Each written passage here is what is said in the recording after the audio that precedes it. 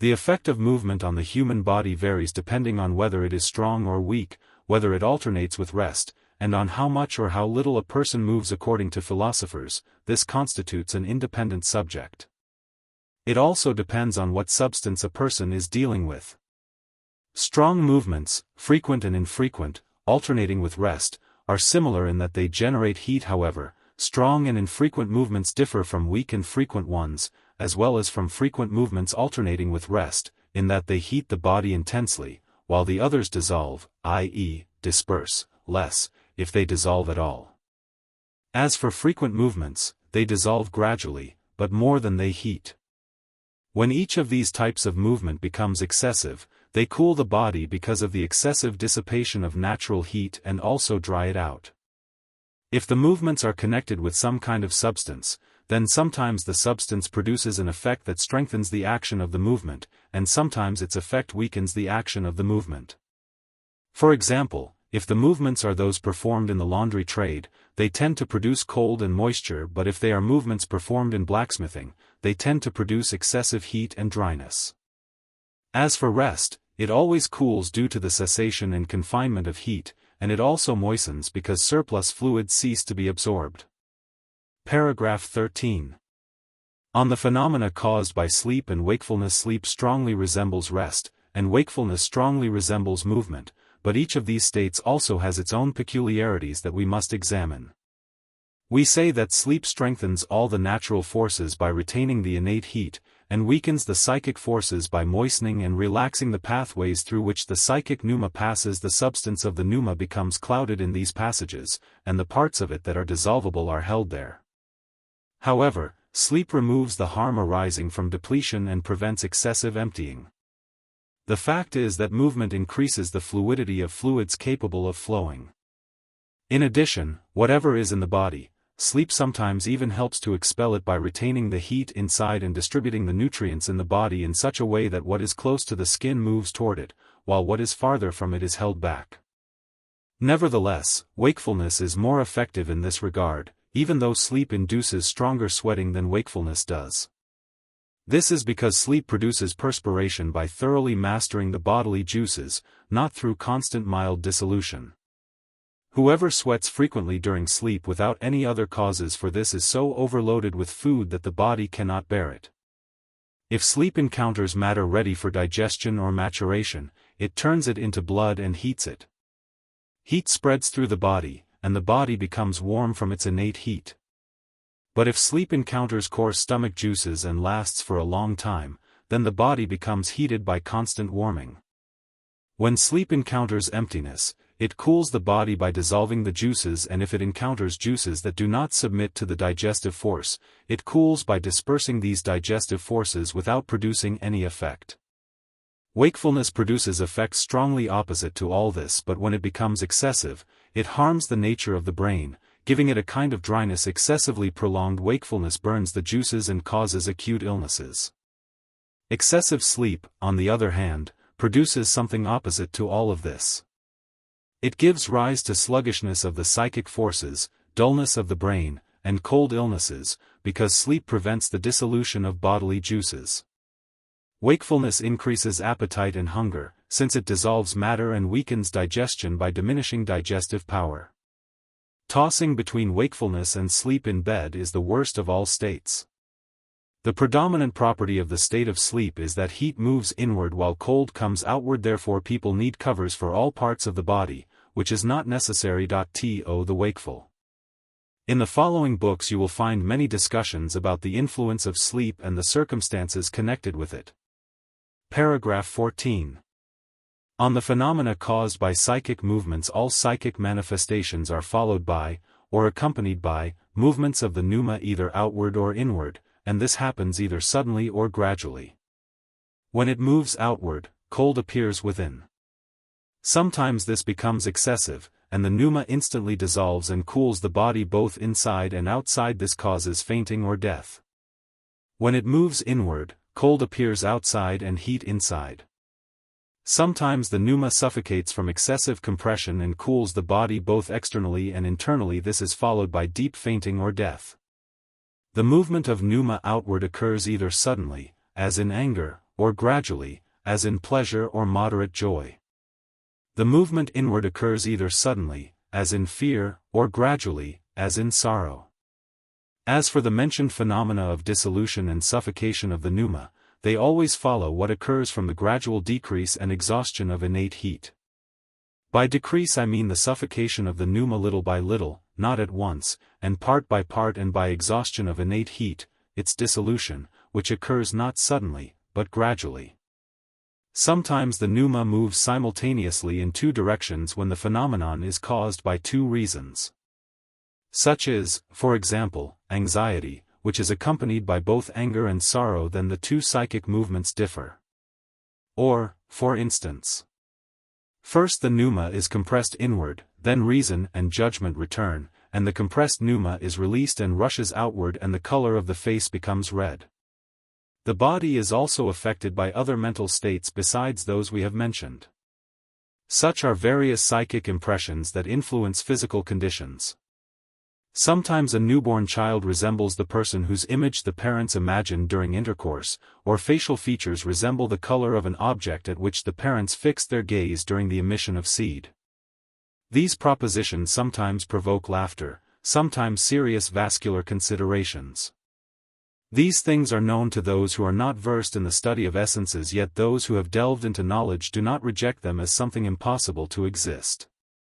This also includes the movement of blood from the organs inclined toward such an effect when a person frequently looks at and concentrates on red objects. Of the same nature is the sensation of tooth tingling when someone else eats something sour, and pain in the limbs that aches in another person, if such pain evokes fear. For the same reason, one's temperament changes when imagining something frightening or joyful. Paragraph 15. On the phenomena caused by what is eaten and drunk. What one eats and drinks influences the human body in three ways. Food and drink act by their quality alone, act as an element, and act by their substance as a whole. Sometimes the meanings contained in these words become close to one another in common linguistic usage, but when using them, we shall agree to understand them in the sense we now indicate. As for that which acts by its quality, this is the food that has the property of becoming hot or cold when it enters the human body, and it warms by its heat and cools by its coldness without becoming similar to the composition of the body. Food that acts as an element is such that its substance undergoes transformation and takes on the form of some part of a human organ, but it may happen that within its elements, which have taken on the form of that organ, there remains, from the beginning to the completion of the process of assimilation, a residue of their former qualities, stronger in their kind than the qualities inherent in the human body. Such, for example, is the blood produced from lettuce. It retains a coldness greater than the natural coldness of the human temperament, although this blood has indeed become blood capable of being part of a human organ. And the blood produced from garlic acts in the opposite manner. As for the food that acts by its substance, it acts through the specific form in which it exists as such, and not through its quality, whether it becomes similar to the human body or not. By quality I here mean one of the four primary qualities of things. In the effect produced by that which acts by quality, matter does not take part. Food that acts as an element, when its elements transform their substance and undergo a change caused by some force in the body, functions first as a replacement for the food assimilated by the body, and second, it thins the innate heat by increasing the quantity of blood. Sometimes, thirdly, it also acts due to the qualities that remain within it. Food that acts by its substance acts through the specific form that arises after the mixture of elements. When simple bodies are mixed and something unified is formed from them, this unified thing becomes capable of receiving a specific distinction and a form more perfect than that of the simple bodies.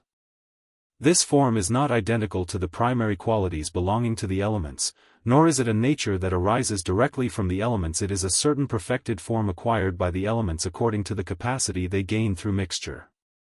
Such are, for example, the attracting power of a magnet and the natural properties of every kind of plant and animal, acquired after the mixture of elements due to the disposition created by that mixture.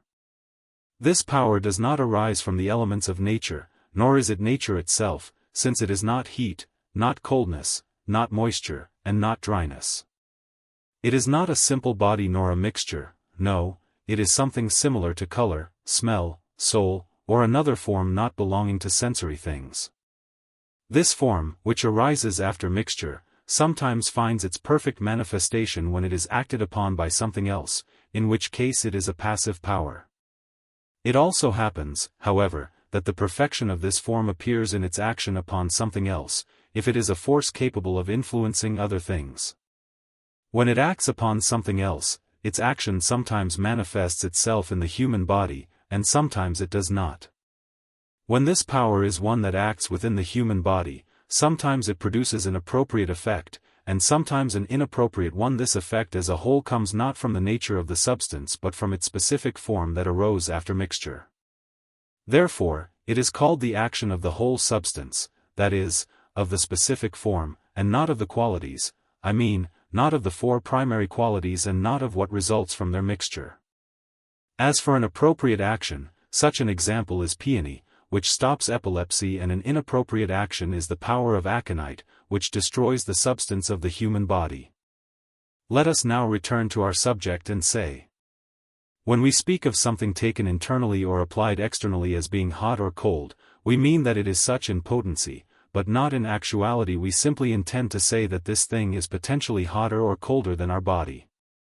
And by potency we mean the power considered at the moment when it is acted upon by the heat of our body, meaning that after the bearer of the power is subjected to the action of the innate heat existing within us, this property will become actual in it.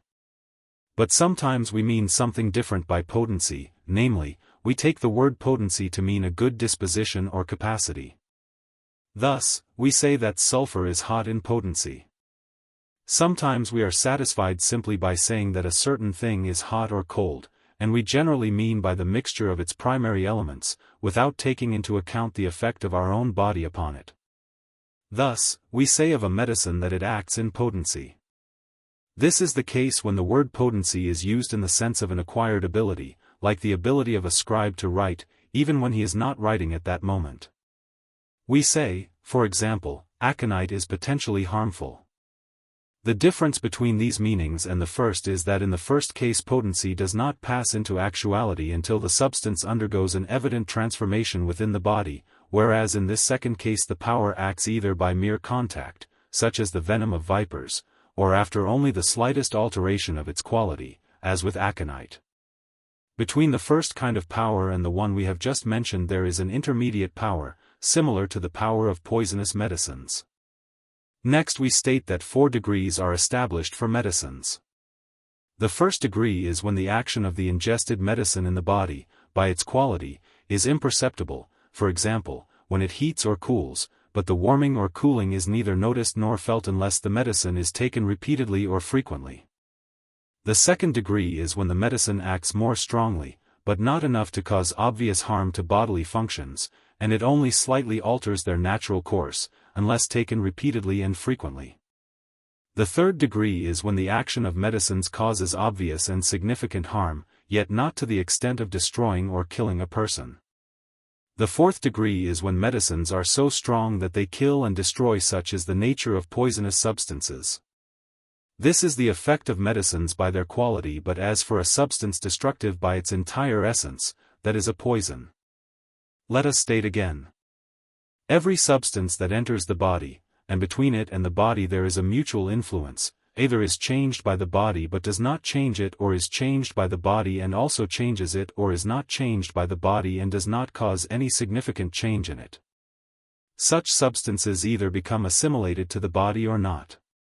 That which becomes assimilated to the body is nutritive in the absolute sense, and that which does not become assimilated is a medicine of moderate strength. Substances that are altered by the body and that in turn alter the body must either change and alter the body, but eventually, having changed, cease to alter it, or else the matter does not proceed in this way, and in the end the substance itself continues to alter the body until it finally destroys it. In the first case, the substance is either such that it becomes assimilated to the body, or it is not such that it can become assimilated. If it becomes assimilated, then it is medicinal food, but if it is not assimilated, then it is a medicine in the absolute sense. In the second case, these are poisonous medicines. As for a substance that is not altered at all by the action of the body but alters the body, this is a poison in the absolute sense. When we say that such a substance is not altered by the action of the body, we do not mean that it is not warmed within the body by the innate heat present there. This is not so, for most poisons that are not warmed in the body by its innate heat would not act upon it at all. No, what we mean is that such a substance is not altered in its natural form, but continues to act while remaining constant in its power and form until it destroys the body.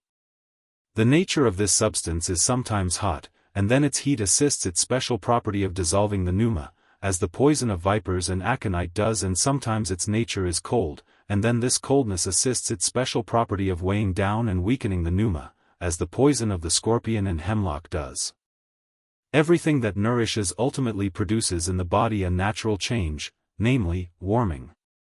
This is because when the nutritive substance is transformed into blood, it inevitably increases the warming, and even lettuce and pumpkin produce such warming.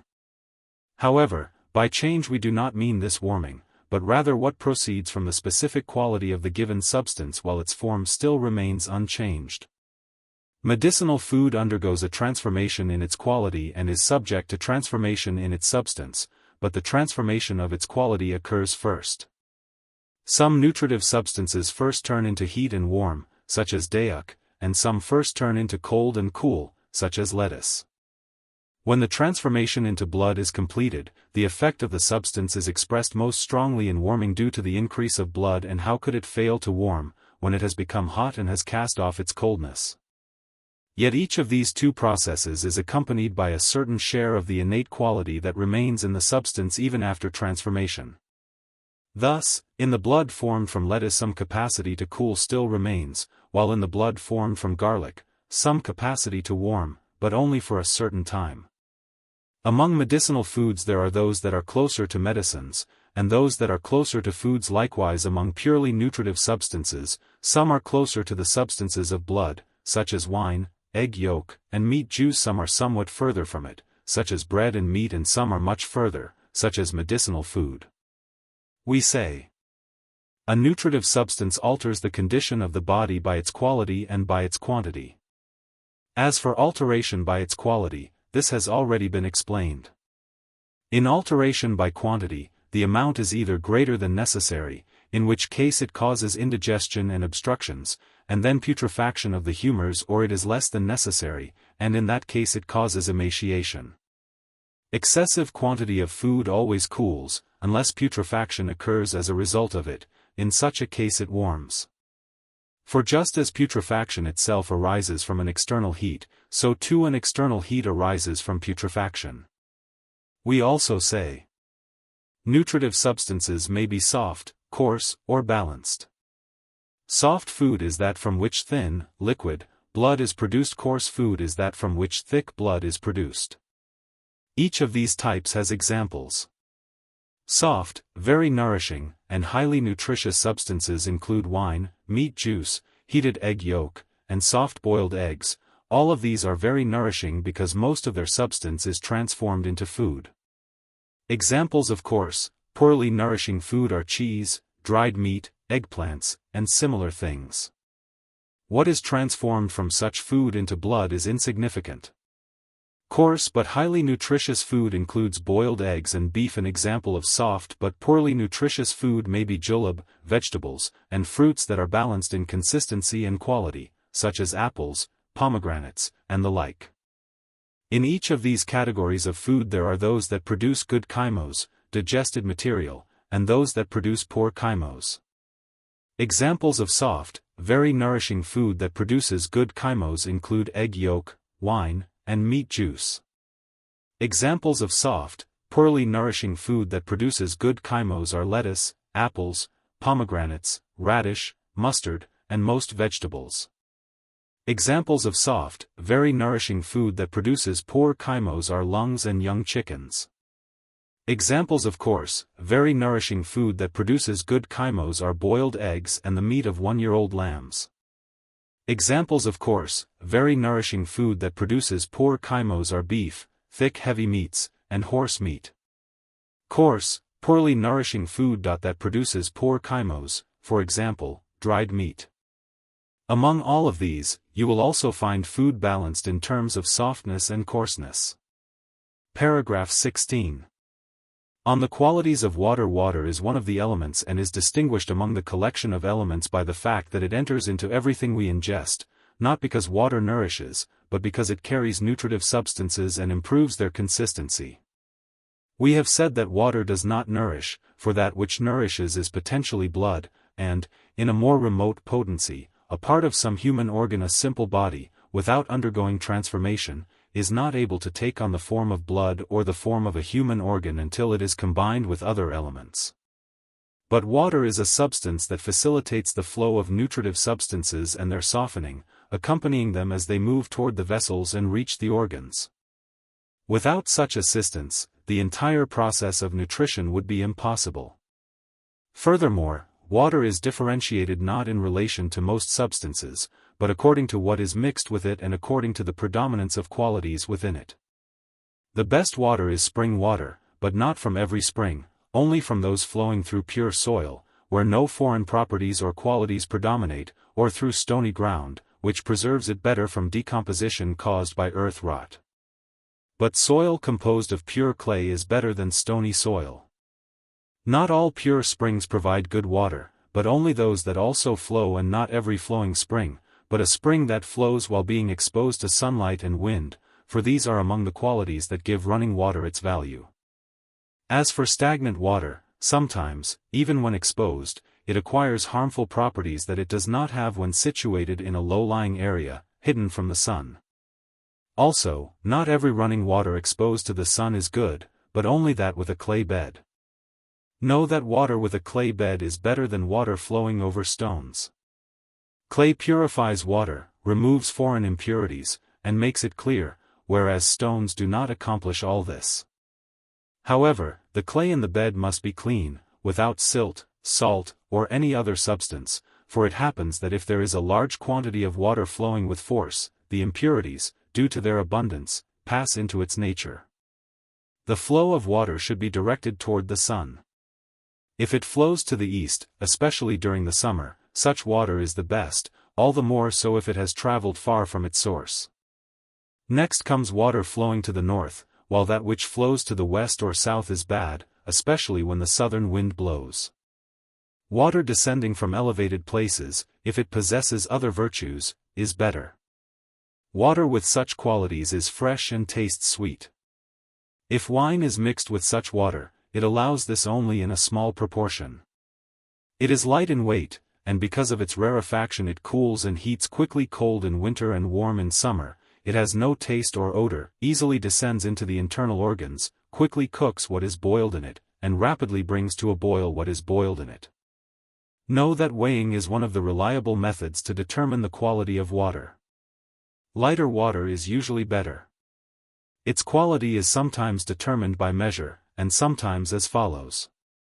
2 cloths or 2 pieces of cotton of equal weight are moistened with waters of different quality, then dried completely and weighed. The cotton that becomes lighter indicates the better water. Distillation and evaporation are among the ways to improve bad water, and if this is not possible, then boiling. Boiled water, as scholars report, causes less bloating in the stomach and descends quickly into the intestines. Ignorant physicians believe that in boiled water the light particles rise and evaporate, while the heavy remain, so that boiling is supposedly of no benefit because it makes the water denser. However, you must understand that all particles of water, as long as it remains water, are similar in lightness and density, for water is a simple body, not a composite. Water becomes dense either due to the increased influence of cold quality upon it, or due to a significant admixture of earthy particles, which are extremely small and cannot separate from the water and settle in it, because they are too tiny to break the cohesion of the water particles and form sediment. This necessarily results in a mixture between them and the substance of the water. Boiling first removes the density caused by cold, then subjects the water particles to strong rarefaction, so that they become thinner in consistency, making it possible for the heavy earthy particles enclosed in the water when it was dense to separate. These particles penetrate the water, settling within it, and separate during the process of sedimentation, so that the water becomes clean, close to a simple body. What is separated through evaporation is homogeneous with the remaining water, not far from it in composition, because when water is freed from impurities, its particles become similar in fineness,